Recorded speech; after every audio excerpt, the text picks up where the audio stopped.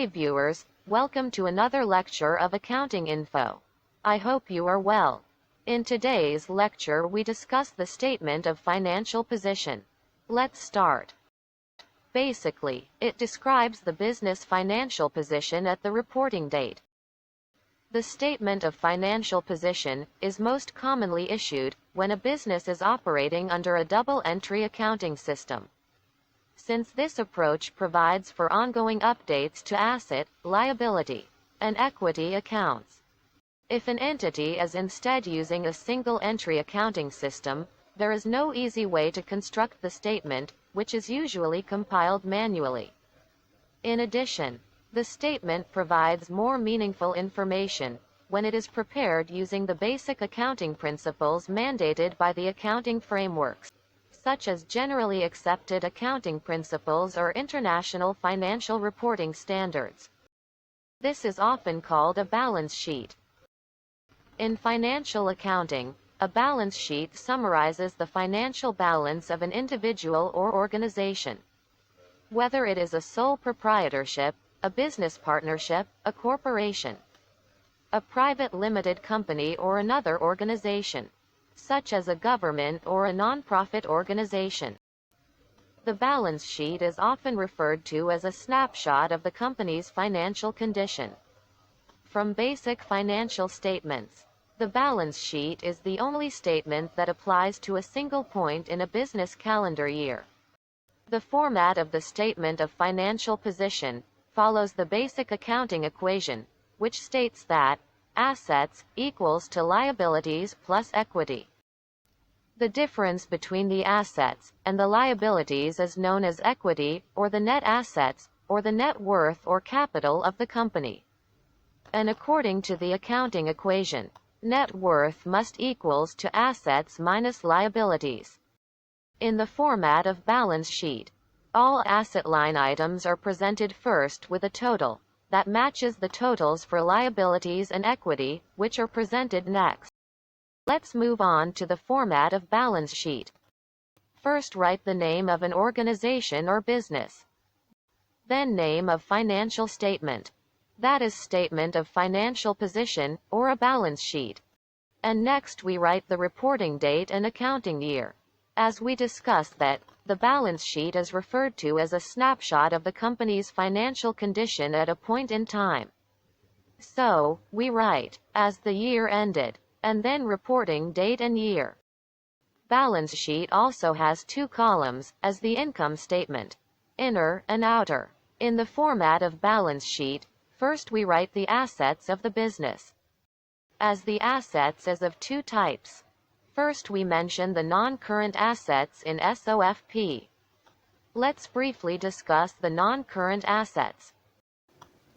Non-current assets are basically long-term assets, having bought with the intention of using them in the business, and their benefits are likely to accrue for a number of years.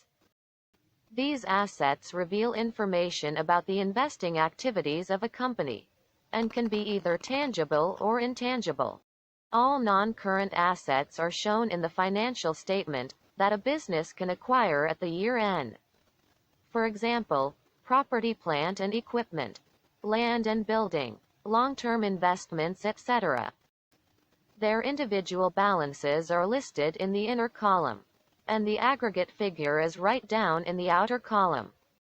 Next type of assets is current assets. They are also called trading assets, or short-term assets.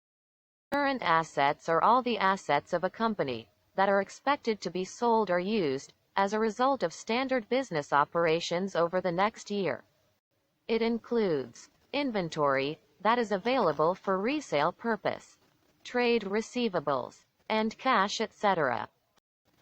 There may be other business current assets as well that are not mentioned here, like short-term investments and prepayments are also the current assets of a business.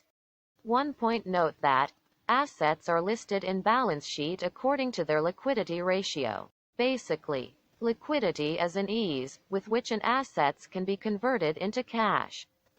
And assets with low liquidity ratio is right at the top. As inventory is a low liquid asset, then cash or receivable That's why it is listed at the top. Again, the balances are put in the same way. Then add aggregate figure of both non-current and current assets, and write it down. That is equal to total assets. Next, equity and liabilities. First we write the equity balance in the outer column. Now we briefly discuss, what is equity? Basically, equity is the owner's investment in the business. It is also called a capital. Formula to calculate the closing equity balance is: opening equity means opening balance of equity or capital, plus additional investment, basically it is the further capital that the owner introduced into the business during the accounting year, plus profit or minus loss.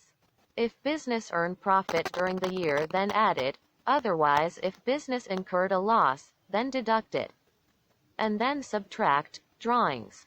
Drawings are basically the items that the owner withdraw from the business for his personal use. Hope you understand this calculation. Next, last item in balance sheet is liabilities. It has also two types: non-current and current liabilities. First we write non-current liabilities. Basically, these are the obligations of the company, which are expected to get paid after the period of 1 year.